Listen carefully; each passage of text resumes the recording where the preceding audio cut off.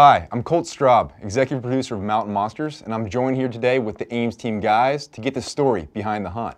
So guys, this time we're dealing with the Kentucky Hellhound. You guys heard reports that this was a ferocious, vicious canine creature that really hit home when you guys met with your first eyewitness, Billy, and you saw what happened to his calf. What did it mean when you guys saw that and what it had done to that calf?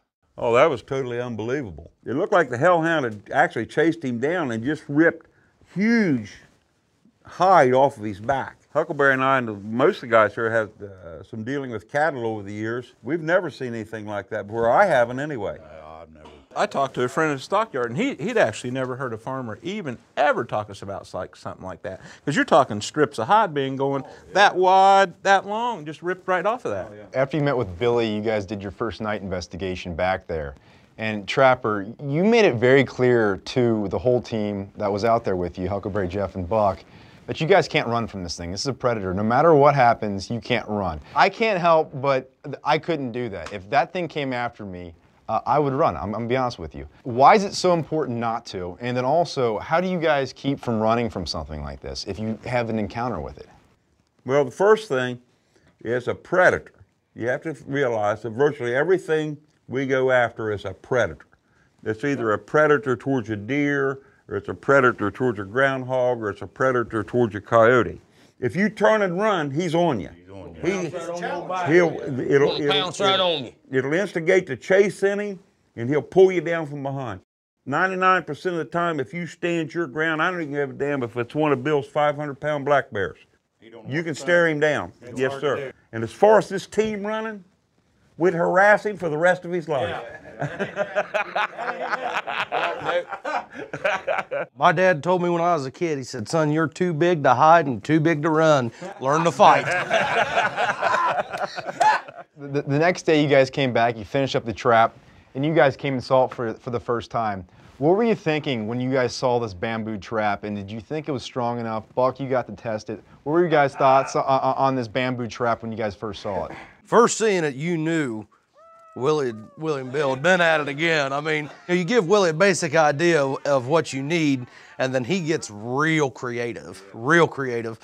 He can take a cigarette lighter and a paper clip and make an atomic bomb out of it. Yeah, it's like Christmas time when you pull up on them trap sites. You never know what you're going to get. Exactly. Oh, Brother Will can get her done now. That's our old MacGyver right here.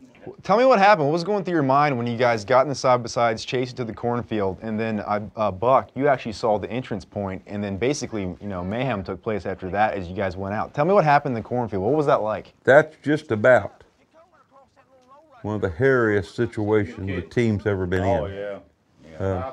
That was a real concern of mine in that cornfield.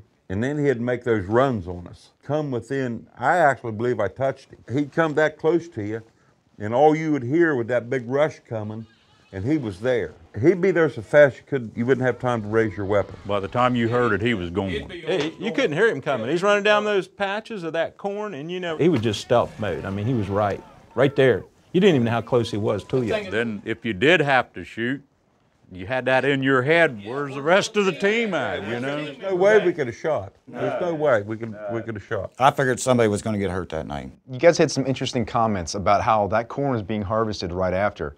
Where do you guys think the Hellhound went? Where does he go after this? My standard opinion there was he was going to go back to the high country. That farm ground down in there, the only way he could move undercover was from cornfield to cornfield. Never be seen, never hardly heard of or anything. We come so close to them if we don't catch them. We kind of put fear in that creature's heart. A certain amount of fear of humans. If it missed our trap or it got by us, and that'll actually make that creature aware of human beings and how dangerous we are. I believe that creature will move back into big timber where no people are at because we've struck some fear in that creature's heart too. Put the old heat on him. Yeah. Join us next time in Behind the Hunt, where we'll be discussing the hunt for the Grafton Monster. And don't forget to watch Mountain Monsters on Friday, 10/9 Central, only on Destination America.